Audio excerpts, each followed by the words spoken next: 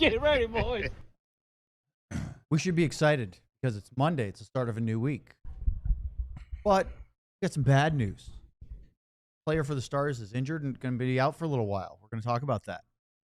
One of our guys is injured and might be out for a little while. We'll find out about that too. And, of course, we'll have some fun. But the DLS Stars podcast, so it's Monday. This is our only show of the week because there's 4 games. We'll get into all that next here on DLLS. Time.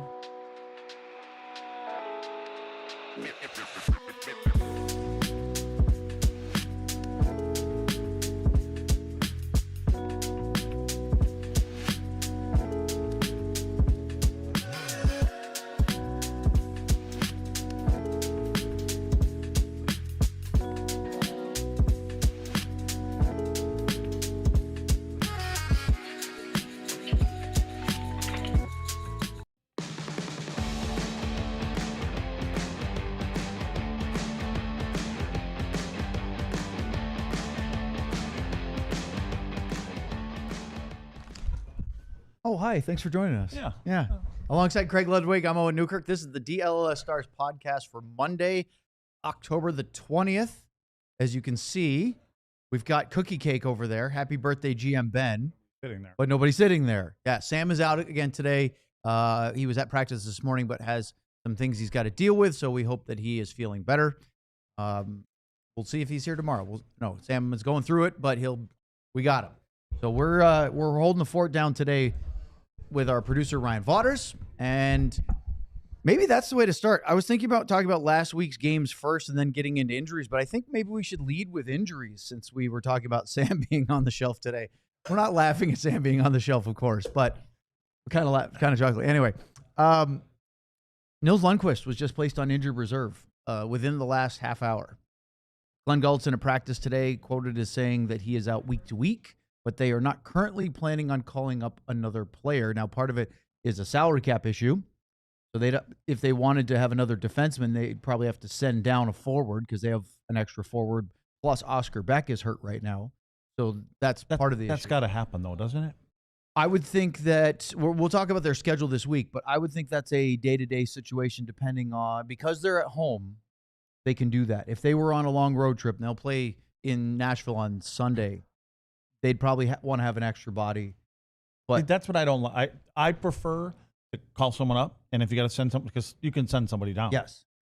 But then you don't have an extra forward. Have them practice. Well, but you can bring that kid back. We have a player that's been practicing with him. Okay, so that's a little bit more fresh of mind. Fair enough. It's to get into a rhythm a little, with a partner, whatever it is, and if something else happens. So I prefer, instead of the day of, call up some kid that you have to bring up because there's another injury. Well, that's sort of the issue they're at right now because Matt Duchene missed a game. We all remember the hit on Tuesday last week. Jake Middleton, clean hit, talked about it. But Duchene was definitely rocked by it. The good news is that he actually went out for morning skate on Thursday for the Canucks game. He didn't play against Vancouver, which they said was more of an abundance of caution. He came back and played Luds against St. Louis on Saturday, but he was not at practice today. And while Gulletson said he's still dealing with the lingering effects of that hit. That is a little concerning. Yeah, and that's why my bigger concern with that is it's game 3 and 4, right? And why even play them? Why are you racing to get back? Right. Exactly. I mean, again, if you're getting closer to the playoffs and you want to see where you're at, I didn't think he would have played in that game anyways, the way that he took the hit. And again, I know he didn't get helped off the ice and stuff like that. But if there's any questions whatsoever, I think you err on the side of more time. You would think so. Now, especially with a player like that. Well, and that's the big thing is that with Duchene out of the lineup, and we saw Sam was able to cover practice today, but then he had to go. And when he posted those, it's very different, Luds, than what we saw. Again, it's the difference between Thursday's group against the Canucks and Saturday's group against St. Louis. Now, the result turned out to be the same. They lost both, but those are two very different opponents. We'll get into that. But when you have Matt Duchene instead of Radek Faksa centering a line with Tyler Seguin and somebody, we're saying that because they still haven't quite settled on a left winger there. But that's a huge difference. Again, I think Fox has had a really nice start to the season. for what you expect from him. Had a couple of points, couple goals. It's great. But he's not Matt Duchene. And I wonder, from a coaching standpoint, what are you looking? What kind of game are you going to tweak? Are you going to, because again, I noticed that Tyler is down there on the third line, right? So I'm still always. That's interesting too. Baffled. Did you notice that they switched the order based on the line rushes at practice today, having Robertson, Johnston, and Bork as the second line instead. Yeah, and so by going off of what they are putting out there, I'm like, well, why couldn't you take Robo? I'm going to beat this drum for a while. Put him up there with Hintz and Rantanen, and then you can take Tyler, and you can put Tyler in the middle. Maverick has shown that he likes playing the offside, and you could have Wyatt on the right side with Bork and Sagan, or leave Johnston in the middle and keep Sagan on the right. Yeah, but I think because that Maverick's got more speed than Tyler, I think he can be more effective over there. You think that? No, but if you put Bork on the left, yep, Wyatt on the right, yeah, Tyler in the middle, or you could have Wyatt center and Tyler on the right. I think, but you don't like that mixed match of Tyler got to be so good under Ken Hitchcock when Hitch was here and working in. And again, and I think for Tyler, just my opinion, older players, I say the same thing about Jamie and stuff like that. I think that he can play well in his own end. I think he can play better in his own. I mean, you talk about Hitch. That was 8 years ago. Yeah, I know, and he still has those characteristics in him. So, from the standpoint of being an easier game, less game speed-wise, it's better on the wing. Because you have to cover more ice as a centerman, now, especially now the way that they're trying to play in their own end, because the centermen are always typically now supposed to be working down low in the zone. Do you think that Wyatt wing versus center makes a difference? I think Wyatt can play anywhere. Yeah. I just think he is that elite Swiss Army knife that they're able to put up there. I don't think it affects him to be on the wing. I don't think it affects him. I just think when it comes to the standpoint of playing in the middle of the ice, Tyler Sagan has been a centerman, and I think for his complete game there, not taking anything away from Wyatt, because Wyatt's good in faceoffs and everywhere else. I think that Wyatt can get all over the ice with his speed. Yeah. He can travel all over the ice. Well, the big injury, of course, is the Lundkvist one, who had a really nice start to the year, scored his first goal in a while, looked like he was more dangerous offensively than he'd been last year before his shoulder injury. And you talked about it being awful timing for him to suffer a lower body injury. He missed a couple of games. Now he looks like it's going to miss a while, because when they're saying week to week, that doesn't mean, we'll see him in practice and we'll evaluate him on a day-by-day basis. That literally what week-to-week means. But again, it's early for, I said this last week, we don't know all of Glenn Gullitson's sort of verbal cues about injuries yet, what they mean, but generally when someone says week-to-week, that's not a good sign. What was his injury last year? Shoulder. So, and you're hoping it's not, but they're saying they lower body. So you're hoping that isn't a little bit of it too, because he was so good at the start of the year. There was one game I think I picked out one little thing in a preseason game. Otherwise, for the most part, it was his first preseason game. It didn't look great, and then he was much better his second. Yeah, it was just more about kind of being able to adapt or try to adapt to the new system and coverage and in the corners and being strong along the walls and things like that. But I think from his what really stood out was confidence. Like it looked like he had confidence to play. They're giving him a chance. He's in the lineup every night. So that's the disappointing thing, I'm sure, for him. And so, did he not have a lower body injury like when he first got here? Did he miss a few games because of that? I'd have to regardless of what it is, you might be right, but it's been a while. Yeah, but regardless of what it is, it's bad timing for him personally. Again, because if there ever was a chance for him to show and secure not just a roster spot, but a lineup spot, they're really giving him so far this year an opportunity to get clearly top 4 minutes, or at least play middle pairing minutes, and a little bit of power play time with, Duchene out. They were going with 2 defensemen or something like that instead of just rolling on the second unit, that is. And it adds to other things too, though, because like I don't think Miro's been Miro. Like we've seen. Do you think him he's been dominate. as bad as some of the fans have been commenting, saying, "God, he looks horrible." We had a guy saying he should be healthy. I'll be honest with you, and I don't read a lot of the comments, so I don't know what they're commenting. But you do know I told you the other day that this guy sent us a message on our show saying Miro should be healthy scratched. after the St. Louis game. Yeah, and you laughed that might be a stretch. No, but he just doesn't. He doesn't quite look the same yet. And again, coming even in the playoffs last year, we said he got better when he came back from his injury, right? And then he started to look better in the playoffs. But he wasn't the same old Miro. I don't think we expected him to last year. After that, all the stuff that he had to do, rehabbing and that stuff, come in the playoffs, do all that kind of stuff. So he still isn't the guy that we saw 2 years ago prior to that injury. So, and again, it's just poor timing because. And again, we could start in the forwards. I mean, there's a few of the forwards that aren't at their game yet either. Do you think, as you look at the deep pairings with Lyubushkin coming back in for Lundkvist, right, that he came out so that Petrovic could get his first 2 games? I mean, that's, again, at short term, a pretty solid 6. Yeah. You're happy with Lindell, Heiskanen, Harley, Lyubushkin, Bichel, Petrovic. You actually had said at the start of the year that's where you probably would have gone initially, except that leaves Nils out. Well, he's hurt now. The question for me is, do you like that 6? And then I'll follow up with, who do you think would be called up if they need a 7, whether it's for a road game or a trip or anything longer? Well, I like the 6. I mean, the 6 are okay where they are. And I do think that Lyubushkin, it was a surprise for me that he came out. And I know that, Kelly's going to make sure guys get in there and they don't get rusty and things like that. But I thought Lyubushkin was playing good. Yeah. So, and again, maybe he's the kind of guy that can handle that. And it wasn't just one game, right? And that kind of stuff. So I really liked him there. So I'm happy with the way the pairs are because, again, I like the pairs because you have Essa up there as a defensive, more minded kind of thing. You have Lyubushkin a little bit more defensive minded kind of guy. And then you've got, obviously you've got Bichel and Petro, and those guys are both weighted more.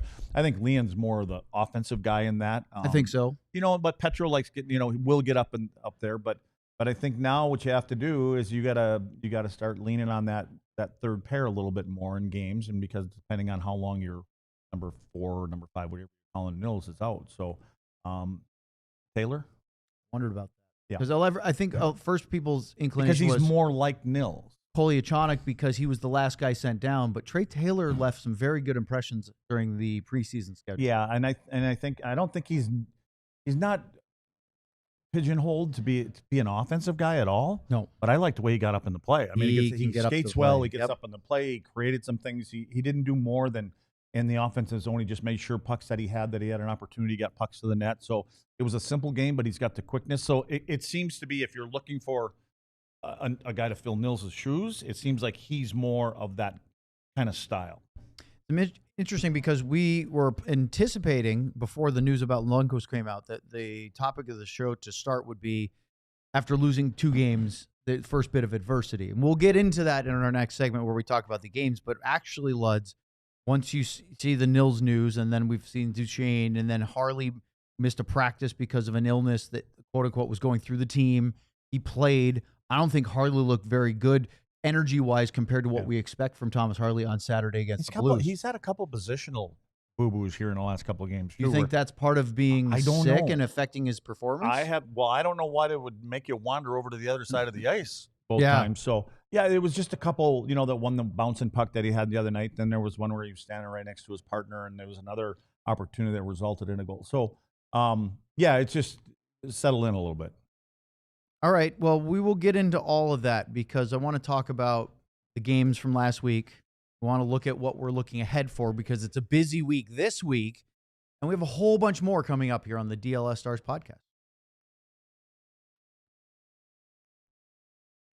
But first, let's talk about 2 different things. One is Fall Fest. Do you feel it? Yeah. Leaves are changing. Temperatures are finally starting to drop a little bit. It's going to be very warm this afternoon, but it was in the 50s this morning.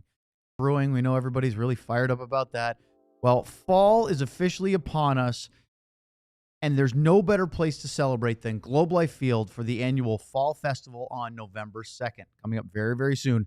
The fan favorite event is back for the 2nd straight year with plenty of new fall-themed activities to enjoy, including face painting, trick-or-treat stations, run the bases, that's a fun one for the kids, carnival games, and much more, all directly on the field where the Texas Rangers play.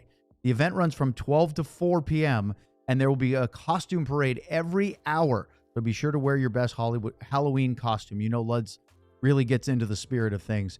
In fact, we have to figure out when we're going to do, because we actually don't have a show on Halloween this year, Luds. But I think we'll figure it out. I think we're going to do Halloween costume Friday night game day on Thursday, the day before. Don't miss out on the fall event of the year at the home of the Texas Rangers. Tickets are on sale now. Go to globelifefield.com/fall festival. That's globelifefield.com/fall festival. All right, now let's talk about game time, because in addition to celebrating fall, you need to celebrate hockey. And there's nothing better than going to see hockey in person.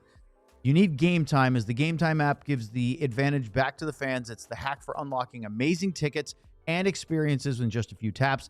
It's incredibly easy to use, and the Game Time guarantee means you can trust you get 100% authentic tickets on time and at the best price. Plus, fees are always included, so you see what you see is what you pay for. There's no surprise when you go to checkout. You get great deals, zone deals. You can choose a section, and Game Time can choose the seats. You can save some money that way.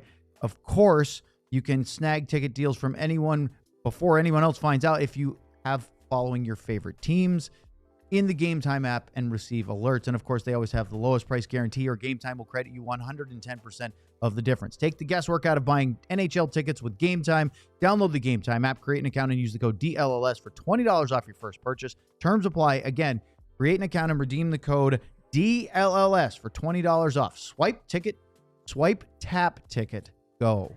Download the Game Time app today. All right, let's talk about last week's games. I think we should. I know. So it's interesting. This is a Mike Heika. It's interesting.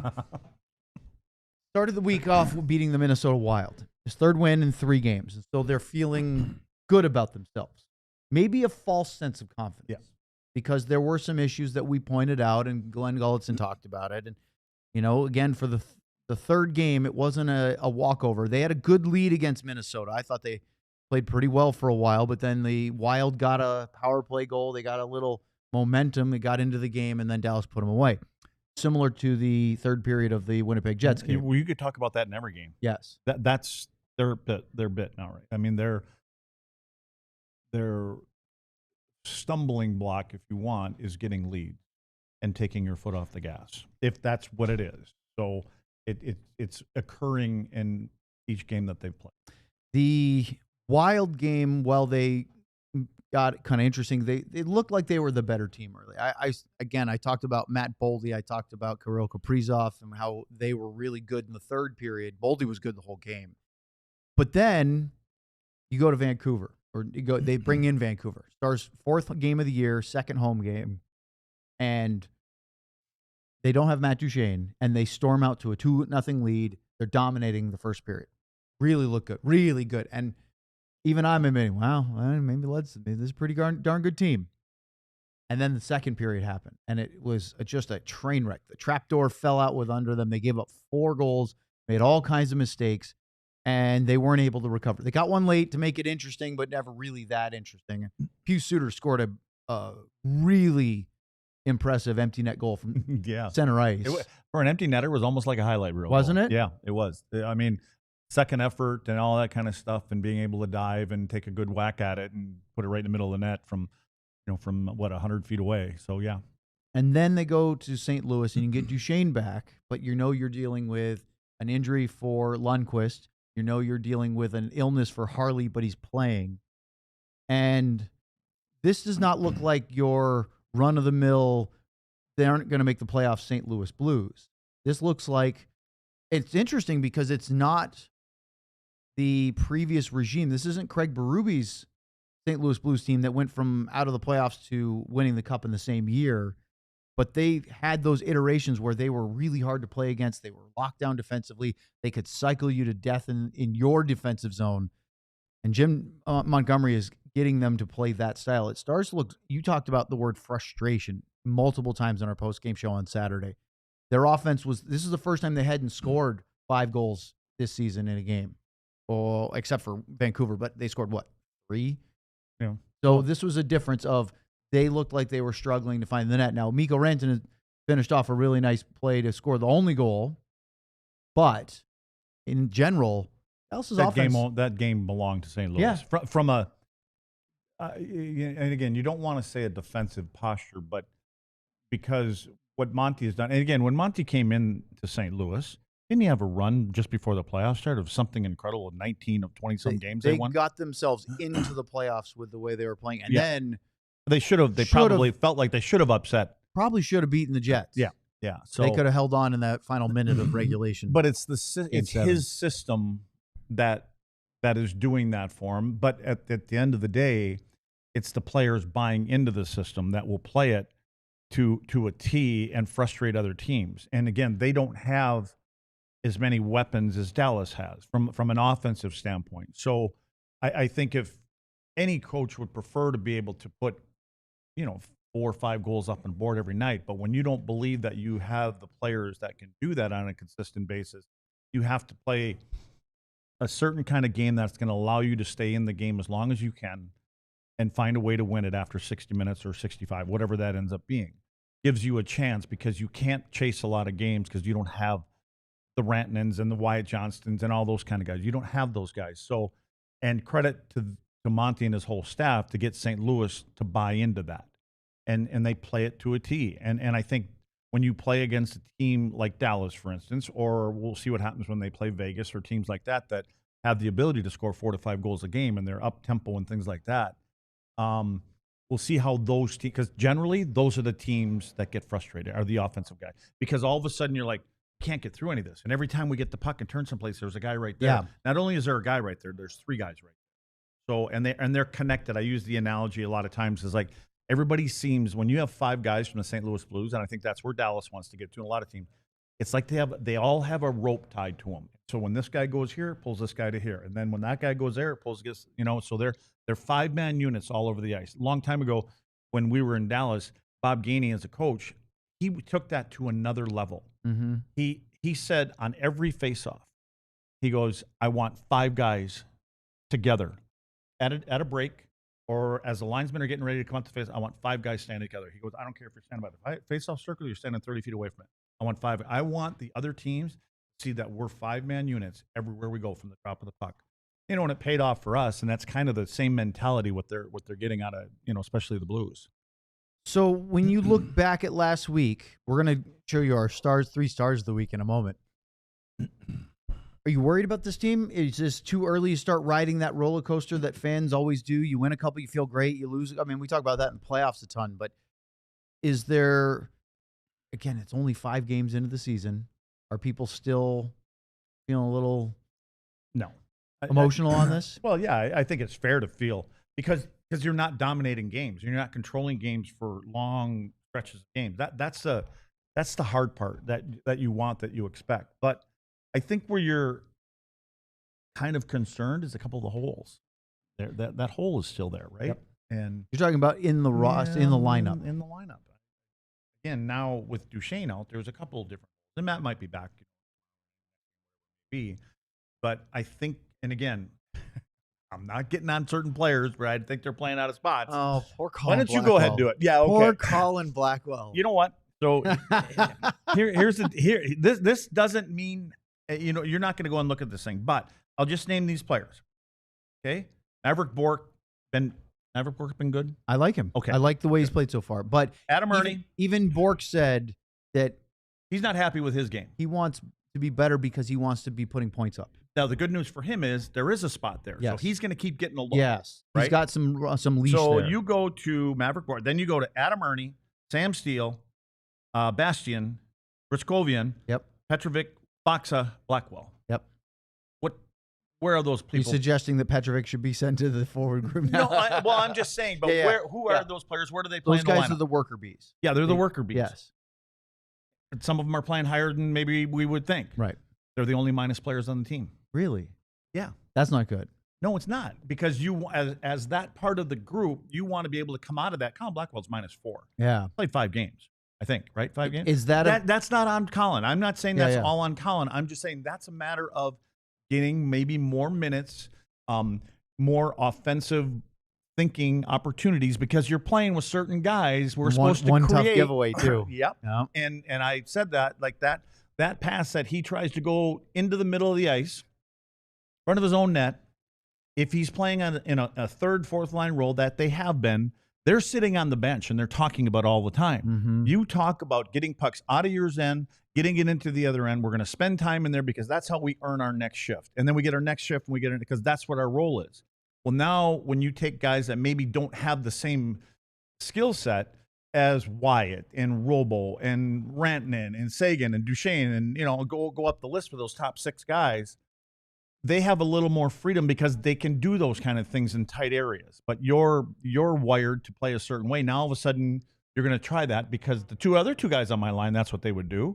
And so I think it gets them into trouble at times. And really part of it is you want to try to make plays to those guys. You don't want to throw pucks up the wall if you don't have to, because you want to help the two guys that are the skilled guys that you're typically playing with to get to the other end of the rink and create chances. We've got a super chat that actually kind of touches on this. It's from Jadalgo. It is a Heiskanen and Robertson. Is this roster fit to play the forechecking style? Well, it's hard to. Well, now when you say forechecking, everybody should be able to forecheck and get in and finish checks and things like that. But it's the mindset of some players. When Robo, Rantanen, Hintz are coming through the neutral zone, they are not thinking, let's get the puck in and let's punish people. They're not thinking that way. Okay. Nice catch. Neither is Wyatt. Neither is Matt Duchene. Neither is Tyler Sagan. We're puck possession guys. We're not going to give it up and then have to get it back, because we can create things. And then the guys that you're playing against know that you play that style, and so they can't step up on you, because if they do, sometimes we're going to get beat. Yep. Next thing we know, it's a 3-on-2. So, but that could be like with a lot of teams. A lot of teams have 2 good lines, and then the other 2 lines know what their role is. But right now, we got some of those guys playing with some of them other guys, and 2 of the 3 guys want to play a certain game, and one of them is trying to play that game, but he's probably more suited to play the forechecking game. So I follow that up, Luds, with the question that as I'm looking at the groups who was practicing today and what they've been telling us, and we've been saying, this is a pretty deep team. They've got deep forward group. They've got deep defensive core. So is it as deep as we've been sold, that we've been pitching a bit, or seeing Lundkvist out, Duchene possibly out? Does that expose what you've been saying all along, which is the holes in the lineup? And are they not as deep as we think they are? Or is that just an overreaction early in the season? They still have good players. You may have to change a little bit of your team philosophy of it and know who you are, and you have to continue to play. As I'm talking here, those guys that I mentioned earlier, they probably should play who they are, even if you're playing with 2 skilled guys. This is who I'm going to be. I'm going to make sure if there's not a clear pass for me to get it onto Rope's stick, and I got to thread it through 2 guys to get it there, like a couple other guys can do, it's going in. Hence I need you to come to the puck, and we're going to forecheck. So, but again, I just think that sometimes, and it's not taking a square peg and putting it in a round hole, but you got to be able to play who you are and how you have your best game, and not step outside your comfort zone and what you're actually able to do. So that's why I say, I think what you can do right now, the way it is right now, you can put 6 top guys together, and those are your guys, and the other 6 guys know how they play. How would you do that? Just what I said. I would not have Sam Steele up there right now. I think Jason Robertson has been excellent at that line. And again, if we could show things, and I do know a guy out there that's probably listening, because I don't. Anyway, they can they have the ability. They have ability to go back and look at the zone times and entries and all that kind of stuff that certain 3 guys play together, right? Waddle. So you can go back and you can see exactly the zone time that they had, the offensive zone time, the negative time in your own zone. Anyway, I would have those guys. I would have some combination. If Robo's up here on that top line with those guys, then I have Wyatt, I have Maverick, I have Tyler, Sagan playing together somehow. That means, and there's your 6. There's your 6. Yep. It's That's simple. assuming that Duchene has to miss a little bit more than just. But I will say that I think where Gullickson and the coaching staff are, and you've heard me say this before, is you take 2 guys. I believe for a line, you take 2 guys and you find that guy that complements those 2 guys. I don't know if Colin Blackwell complements those. Why one do of you those 6. think? And maybe we should carry this over, but let's ask it real quick. Why do you think the coaching staff has not done that so far? Because I think they like a little edge on each line. Because again, we heard Gully's opening speech this summer, or whenever it was. He wanted everybody to give a little bit more physicality on each line, things like that. And so what he's done is he put Colin Blackwell plays that way, right? Sam Steele plays that way. Adam Ernie, Boxa, you can go down the list. And so those kind of guys, you can take those guys and add that to them. But I don't know if they're lending to the offensive guys. And there are guys that you're wondering, well, is it ever like that? Yeah, there is. And, I think the way Hintz plays, he can finish checks. Yep. He gets in 4 checks. And Randon's playing like that now. And we talked about this a little bit before. Do you think that that Rantanen's play is rubbing off on Hintz in a good way? Is he? Yes. Is he sort of showing him how he can be more physical and still be offensively dynamic? I think of all the guys there, the one guy that's probably the happiest because he's where he's at is Robo, because he's either playing with Wyatt, right, or Duchene or Bork, or he's playing up on top with those guys. So I think Robo's happy where he is, but I think Robo will be more happier. I agree. Up there, because whenever they're up there, they're your top. I believe that their top 3 scorers on the team, and so they're all 7 points, 6 points, somewhere in there, and those are generally all coming when they're playing together. I can't deprive you any longer of a Luds read. He's going to do an ad read. This here isn't a read. I don't think it's called a read. You're going to make it up? Well, you're not reading anything. I'm going to talk about some pictures on a shirt. So let's do that. Then we'll come back. We'll talk about our 3 stars for the week and look ahead at the games coming up this next week here on the DLS Stars Podcast. The sky is falling! Not it's about to. This is easy when our producer, Ryan, just pulls up the pictures and all I have to do is talk about the DLLS merchandise shirt because they're so cool. And I wanted to make sure, so even if he doesn't pull it up on time, I wore one of them today. So I can talk about the Otter shirt. Ready to go. Otter's going to come up later in one of the segments He's too, I believe. Definitely coming up. Yep. So we have the Steve Ottinger shirt that you can go out there and buy. Not the Steve Ottinger. Oh, did I say Steve? Steve Ottinger. Who the hell is Steve? Oh, that's Steve. That's Otter. Steve. No, that's Steve Ott. Jake. That's Ottinger. Otter. Steve Ottinger. That's an interesting. Steve Ottinger. That would be if Otter played a little bit like Steve Ott. Then we could have. I don't think Jake does nearly as much yapping on the ice as Steve did. Yeah, Otter. Well, that we call it. We call it Otter. Yeah, 2 Otters. Okay, so we got Steve Ottinger shirt. We're gonna make that shirt next. So anyway, that's the Ottinger shirt right there.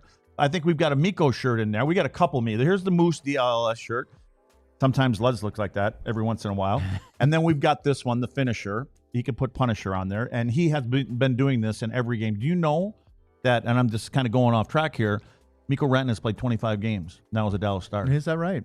Guess how many points he's got? You're talking about regular season, not counting playoffs? All games. Okay, so since he got here and the playoff games, yep.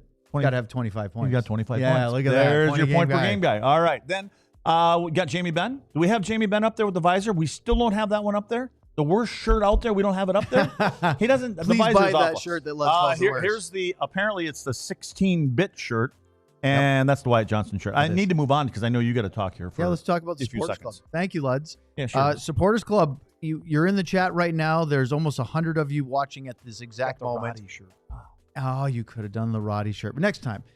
Ardell's got the gold, or whatever you want to call it, SC badge. See the black one there? The official Supporters Club badge. There's 2 levels. You can do the regular Supporters Club, or you can get in on the gold level.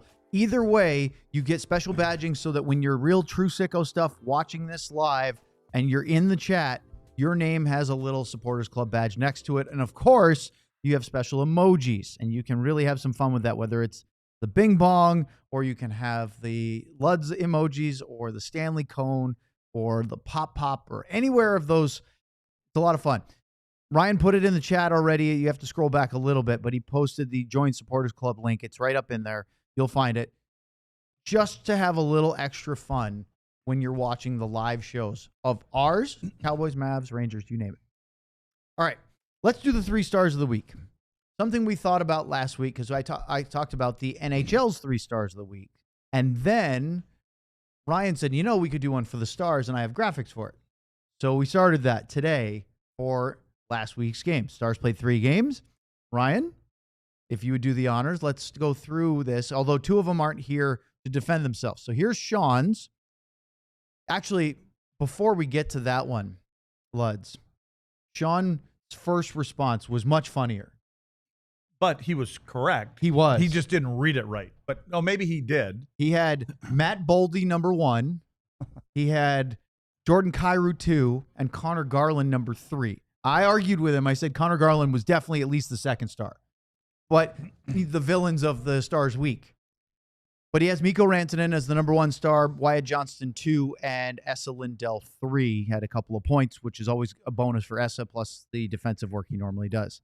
As they say in the chat, Stanky Lanky said, Esa the goal suppressor, which is pretty funny. I like that one. All right, let's show Sam's. If you have Sam's up, Ryan. He had Wyatt 1, Jake Ottinger at 2, and Rantanen at 3. I think there's a trend here we're going to start to see. Then we have mine. So we'll go to mine next. I'll let Luds finish his last. Wyatt, Mikko, Jake. All due respect to Esa, I had Rope Hintz as my honorable mention. He was really good in a couple of games this week, but these two plus Jake in his 2 starts, 1-1, but very, very good. And then we have Luds. And he saved the best for last. He had Mikko, Wyatt, and Jake. Okay. But there's some funny graphics involved with this. But, well, see, you shouldn't have said that. So I wanted them, and I guess the names up there are going to give it away too. Right now, yeah. So I would like to know from anybody out there that's watching, because just like the Ottinger shirt or the Steve Ottinger. Steve Ottinger. I would like to know why you think. And by the way, that Mikko Rantanen, I know that doesn't look exactly like him, but that is Jackie Gleason. Otherwise, AKA, if anybody knows, let's do what's the things where they got to get in the super chat thing? Yep, super chatted in there. That's Ralph Cramden, and everybody's wondering why would you pick Ralph Cramden? Yes, the little guy in the middle. That's Alfalfa from the Little Bandits, or what it's called? Little Rascals. Rascals. He kind of reminds me a little bit of Wyatt. Wyatt's a young guy still. Yeah, and obviously the one is obvious over there. That's the who? Steve Ottinger? That's Steve Ottinger. That's the Steve Ottinger. Is that Jake's uncle now? Yeah. So that's the Otter. Okay, so we have Alfalfa. We have Ralph Cramden from the Honeymooners. And even Ryan and Owen asked me, like, we don't get it. Like, Ralph Cramden. I understood the Alfalfa. I got the Otter easily. Okay, so we're going to leave this now. Well, let's let somebody Twitter in or whatever. In the chat, why did Luds use a picture of Jackie Gleason, a.k.a. Ralph from the Cramden. Honeymooners, for Mikko Rantanen? There's a we'll connection. See. So it's not really a connection, but it's the way I look at the way you see it. It's the way I look at. So let's talk about your picks while we see if anybody. Okay. Can get it out. The reason that I probably why had Mikko, Wyatt, and Jake. Because the reason you guys all had Wyatt first, I believe, right? Everybody else did, which is yes. Totally, Wyatt was the totally fair. That's points leader. He scored in 4 or 5 games. And actually, I had that, but you guys had it, so I wanted to change it switch up it up a little. And the reason I did is Mikko was in on a couple of the goals that Wyatt had, and I look at and the vice way, versa, but the way the guy that is carrying the load, I almost gave it away. The guy that's carrying the load on this team is Mikko Rantanen. Mm-hmm. Every single shift, physicality, his net presence. He's getting a little edgy at times. He's taking a couple pushback penalties, a little cross-check thing like that. I know that I'm not talking about those 3 games, but I'm talking about in general. He's clearly engaged, Luds. He's into these games. You know what? As I was driving here, I went, Owen was right. I don't even know where I ended up the other night when we were talking about captains. I don't know. I think I said either one of them. I know we were talking about Wyatt. We were talking maybe because he's a little younger. But for me right now today, we were talking about Mikko. And I don't expect this guy not to play the same way for next 7 years after this year or whatever it is. He's the guy that whenever Jamie Benn decides it's enough, it's enough. For me, the way he's playing like a captain is playing. He's playing the way that Jamie Benn has played over his career, where he's physical, he does all those tough things. Jamie fights and things like that too, that we don't expect Rantanen to do that. But he does those kind of things, and he scored goals, right? And so maybe that don't come that easy anymore at 36 or whatever you are, 37. I don't know what Jamie is. But that's why I think I put Rantanen up there. And then obviously for Wyatt, he scored in 4 or 5 games. He's on a slump apparently now. So and then Otter, to me, there are games there, and Otter gave up. I know his goals against is at 3.3 or whatever. Yeah, but Winnipeg game didn't help much. It takes me back to the playoffs. If it wasn't for the way that Jake has made some timely saves in these first, what did he play? 4 of the 5 games? I mean, that Colorado game, he stole. Absolutely stole. He wasn't great in the last game. I get that. I'm not saying it was on him, but all I'm saying is if it wasn't for Jake, the way he's made some of these timely saves, they may not be sitting here at 3-2. Nobody's gotten your clue right yet, but Matthew did say that next week you'll be taking characters from Happy Days for the 3 stars of the week. So that could be your new bit, Luds, which is making you more work, but it is funny. Okay, so let's talk about, keep going in the chat. We'll have Luds do the reveal at the very end of the show, why he picked Ralph Cramden for Mikko Rantanen. What's the correlation? What's the connection there? Let's talk about this week, because you've got 4 games in 6 days. It's actually part of 7 over the next 12, including a back-to-back, which is this Saturday and Sunday. The Stars will not have 2 days off without a game after Sunday, Monday, yesterday, and today for the next 12 days. So almost 2 solid weeks. So it's going to be busy. And, of course, now you have Lundkvist hurt. You've got Duchene questionable. Not the best time to go into a tough stretch as they start with the Columbus Blue Jackets. Then, of course, you see... Who else do they play? I have Kings. No idea.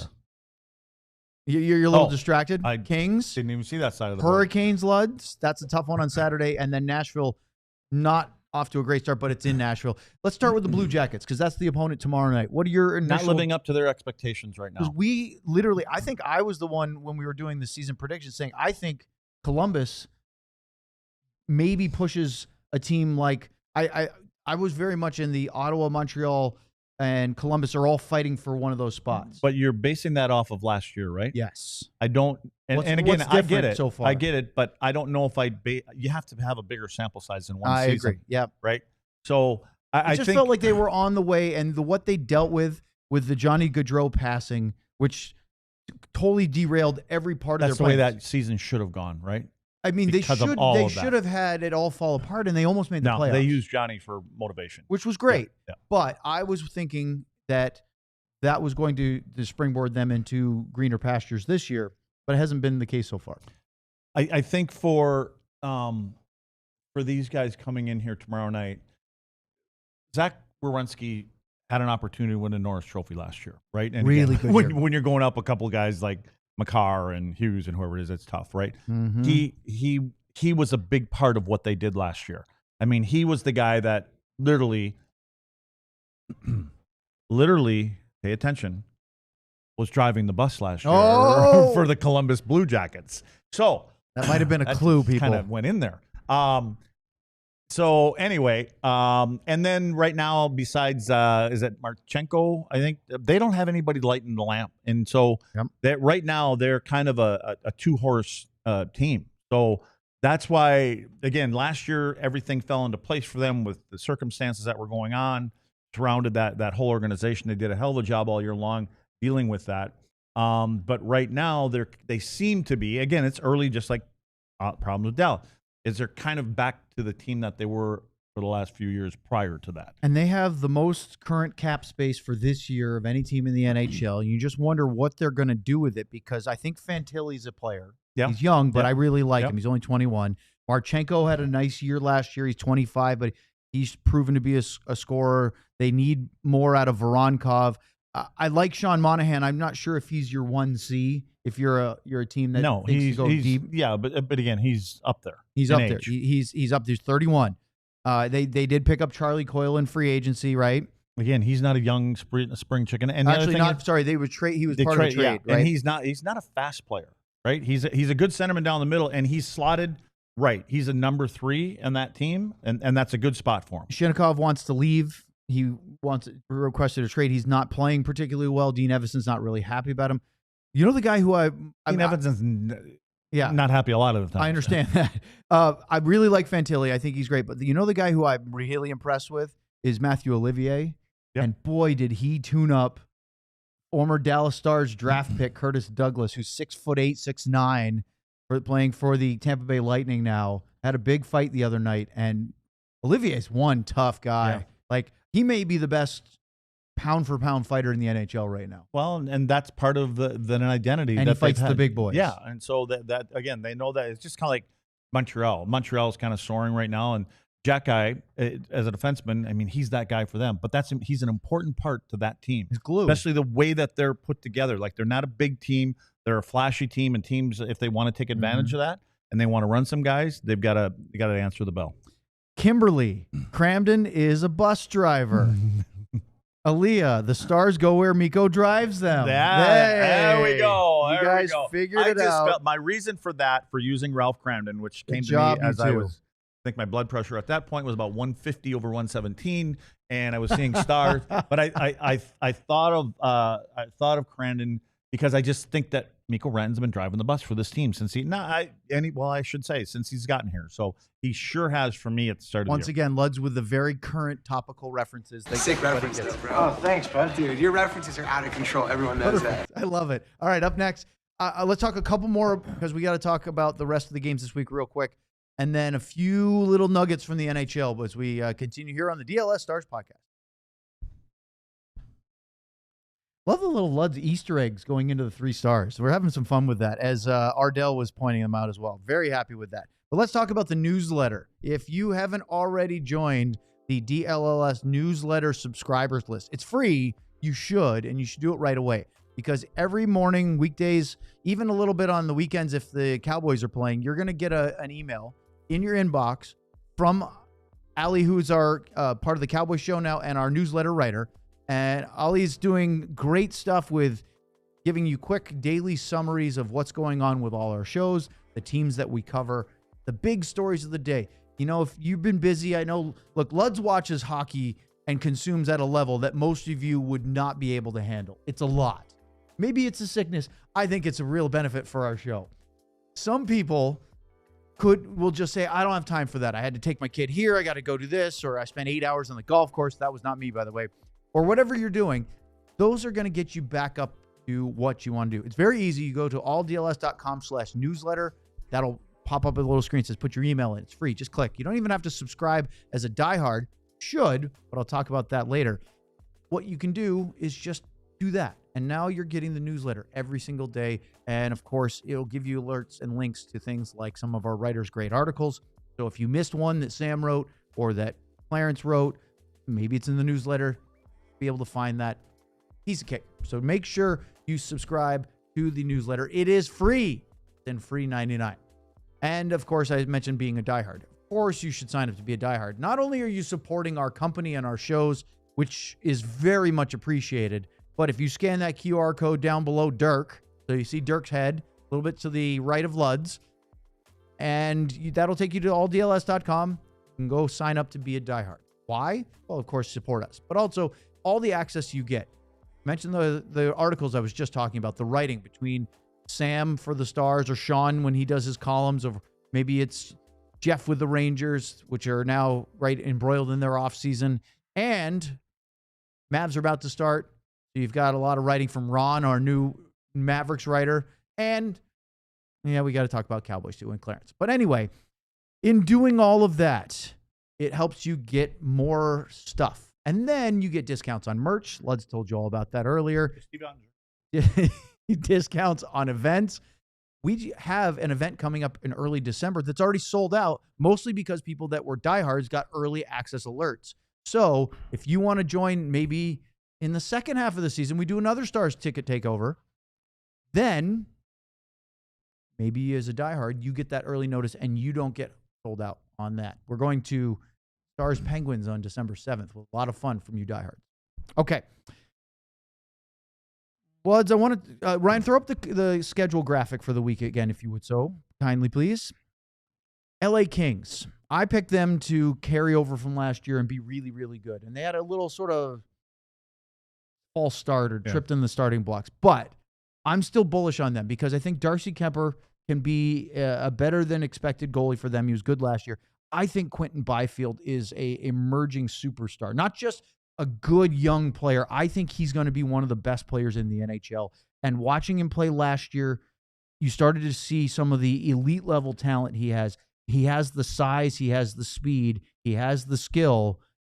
I'm just wondering if, and it's weird to say in Los Angeles, a huge media market, but the Kings are not, you know, the number one billing out in Hollywood. Yeah. But I think he's going to be a special player for a long time, and that's something I'm circling. Before we get to Carolina, we'll talk about that in a second. He's going to be that next big power forward. Yes. I saw a goal that he scored a couple of games ago, or maybe his last game, where he just dominated from one end of the ice to the other one. So I agree with you. And I just wonder, you know how I am about the little distractions. Oh, yeah. Okay, well, I don't know if maybe there's a little too much going on about Andrei Kopitar right now. And it doesn't even seem like it's a last big year. thing.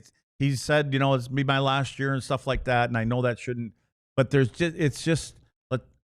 sometimes I think you stand around and you watch a guy that probably a lot of these young players that are there have learned a ton from. And you stand around and you watch what he does. And it's the last time I'm going to play with him and all this other kind of stuff. And that will eventually fade because, they blew it last year. They should have been moving on in the playoffs, and they lost their lunch. And do you think that was I think there's a carryover, really damaging scar for them? Because they looked like they were going to embarrass the Oilers, and then that fell apart. The other thing is there was a couple questionable coaching things that happened there, right? And with Jim Hiller, the head coach. So I don't know if, from a player standpoint, they look at that, because even through the summer there was question marks: is he going to be back and all this stuff? So all those little things going on, but.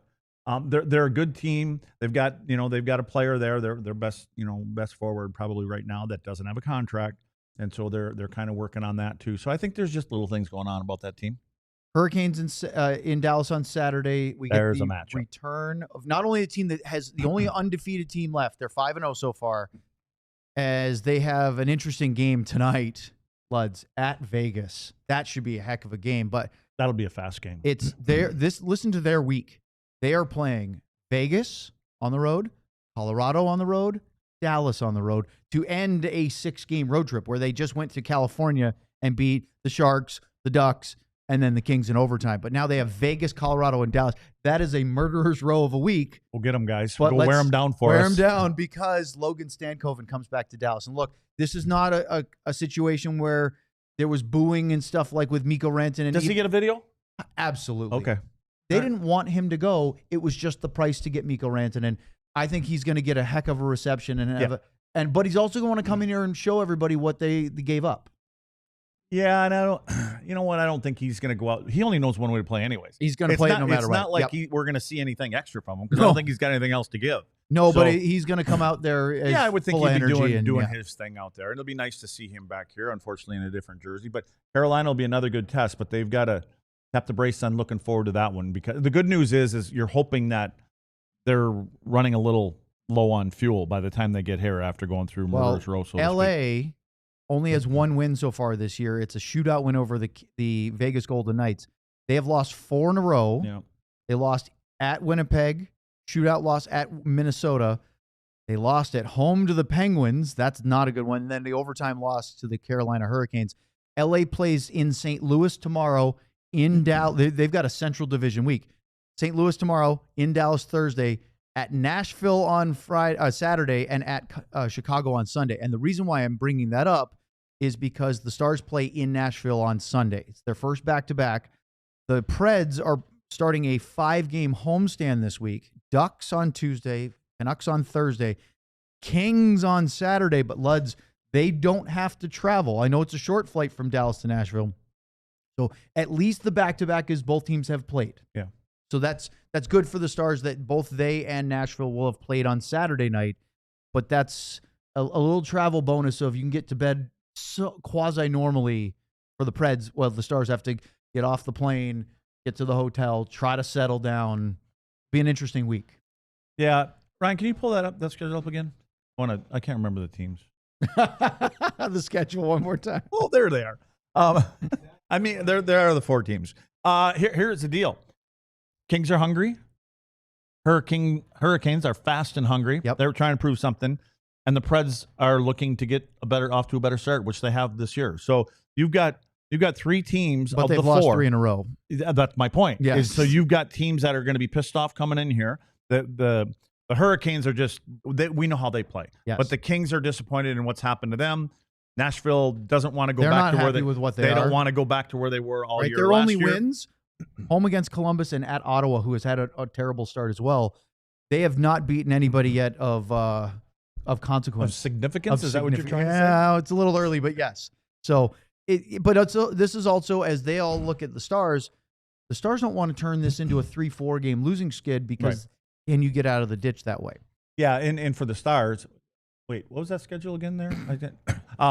But for the Stars, talk about just- distractions. That can take us right to break, right? We only got 4 minutes left. You can. What was I going to say now? So he keeps distracting. You want to me with move that. on to NHL News and Notes? Yeah, we probably should. Luds, Brad Marchand. Do we have a video for that, or Don't have for the first part, but I'll get to that one. Brad Marchand fined $5,000, the maximum amount for unsportsmanlike conduct. On Saturday, he was in the penalty box ripping out the. Can we show straps. video of that? No, We can't. can't? No, Can we show still shots of it? I didn't do them. Oh. I know it's just Doesn't actually still shots wouldn't do it justice. But he got taken down, I think, cross-checked from behind by Dlls. So then he got retribution. There was a big pile-up. They got separated. Somehow he ended up with Dlls' helmet, took it all the way to the box. See, Dlls was a bit of a cheap shot. Oh, he from behind. got him from behind away Yeah. from the puck. Yeah. Yes. But now, and if you don't know Brad Marchand, you need to go and watch a few things. But that will take Marchand somewhere over the amount of $1.4 million he has paid in fines. Fines and suspensions, right? Fines over his career. So Brad's not afraid. It doesn't deter him. But he's that kind of guy, and you could see it as soon as he went down. He knew what it was. The game wasn't going the right way. And he went right after a guy that wasn't going to do anything anyways. But the whole helmet thing is probably worth all $5,000. Another chapter in the It book, wouldn't isn't surprise me if every teammate of his chipped in to give it that money back. God, What's the that's great. most you ever paid in a fine? What? Most you've ever paid in a fine?